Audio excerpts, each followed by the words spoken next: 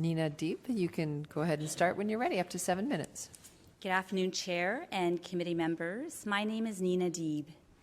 On Schedule 1, I would like to discuss the Environmental Assessment Act. This is an expansion of the strong expropriation powers that the government already has. Expropriation to acquire land for the public good must not occur before an environmental assessment. Government must not expropriate land without evidence. Farmers are our food suppliers and are not obstacles to be pushed out of the way.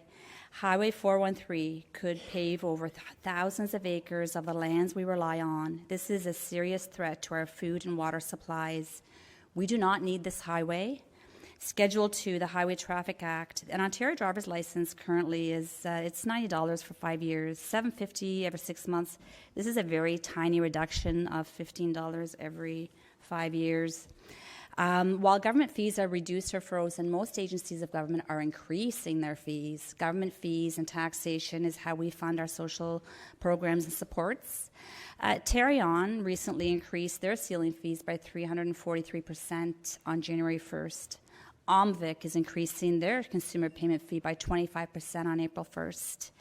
Schedule 3, the Official Plan Adjustments Act. I'm from Marley Region, and the province continues to interfere in the official regional plans from government forest urban boundary expansions to ministerial zoning orders to the Green Belt. The government is emerging from admission of making changes to official plans based on a flawed process and must excuse itself from further legal entanglements. Schedule 4, the photo card. There's no change. It's the exact same fee as what it was before, $35 for 5 years. Schedule 5, protecting against carbon taxes. It is this government that launched a new carbon pricing tax on January 1st, 2022. This money for carbon tax is already being collected by the province. We don't know what this money is funding. When a political party is elected to form the government, it's elected to be the government of the day for a limited term. The party must be re-elected to continue governing into the future. The government of the day is working with the 10-year transportation transit plan that's scheduled to absorb $100 billion of our budgeting. It's awarded a 95-year lease for a foreign corporation to build on public lands, waterfront lands. The people of Ontario will be charged to use the lands and that used to be theirs, and will likely be charged to park in the parking garage that we are paying to build. Schedule 6, the Public Transportation Highway Improvement Act. The only tolled highway in Ontario is the 407. It was built in 1997 as a P3 pilot project. It was sold 2 years later in 1999 for $3.1 billion.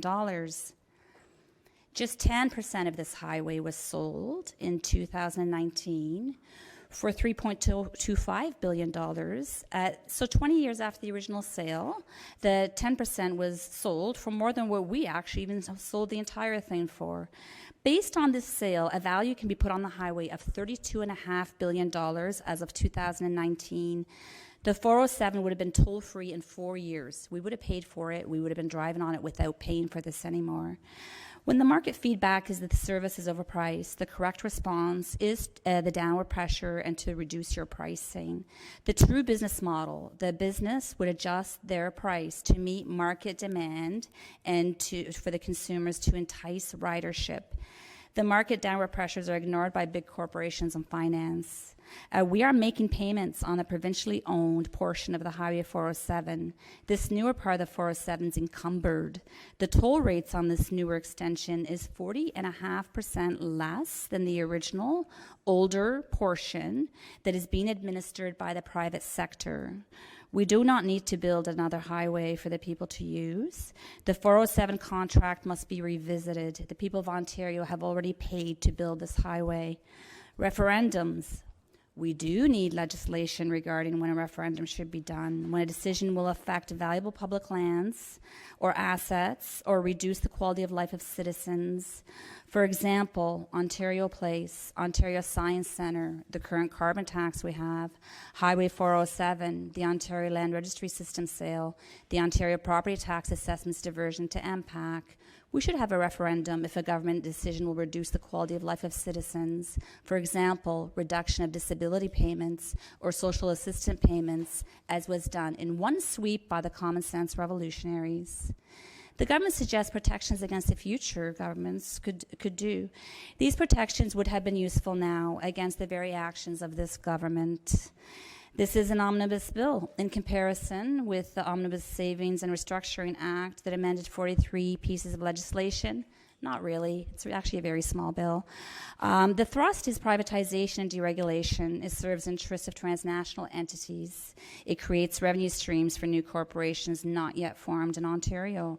This bill is on the same path to reduce and get government out of the way so that big corporations can take over without any restraints or oversight. This familiar anti-government, anti-politician theme aligns with getting obstacles out of the way for transnational interests. Robin the Hood is reverse Robin Hood. It takes from the poor to further enrich corporations. The government had protections in place to prevent these types of foreign corporate takeovers. These protections were removed. Recalibration of our foreign investment policies were made to encourage takeovers, paving the 60 way seconds. for corporate transnational capital to take over important government functions.